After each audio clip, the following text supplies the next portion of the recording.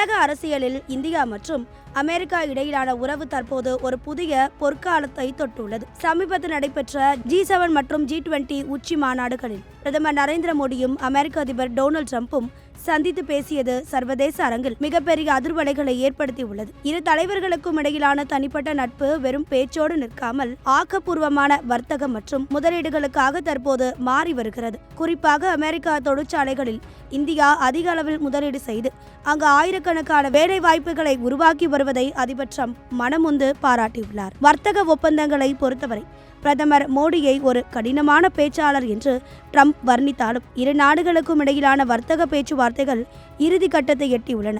India தற்போது தனது எரிசக்தி தேவைகளுக்காக அமெரிக்காவை அதிகம் சார்ந்து இருப்பதும் இந்திய தொழில்நுட்ப வல்லுநர்களுக்கு அமெரிக்க வேலைவாய்ப்பு சந்தையில் அதிக முன்னுரிமை அளிக்கப்படுவதும் இந்த நட்பின் வலிமையை காட்டுகிறது. அதேபோல் செயற்கை நுண்ணறிவு மற்றும் நவீன தொழில்நுட்ப கூட்டுறவு ஆகியவற்றில் இரு நாடுகளும் இணைந்து செயல்பட திட்டமிட்டுள்ளது. எதிர்கால வளர்ச்சிக்கான ஒரு முக்கிய மைல்கல்லாக இது பார்க்கப்படுகிறது. பாதுகாப்பு மற்றும் இராணுவ ரீதியாக பார்வையில் ஹார்முஸ் நீரிணை போன்ற முக்கியமான கடல் வழித்தடங்களை எந்தவித தடையும் இன்றி திறந்து வைப்பதில் இந்தியா மற்றும் அமெரிக்கா ஆகிய இரு நாடுகள் உறுதுணையாக உள்ளன.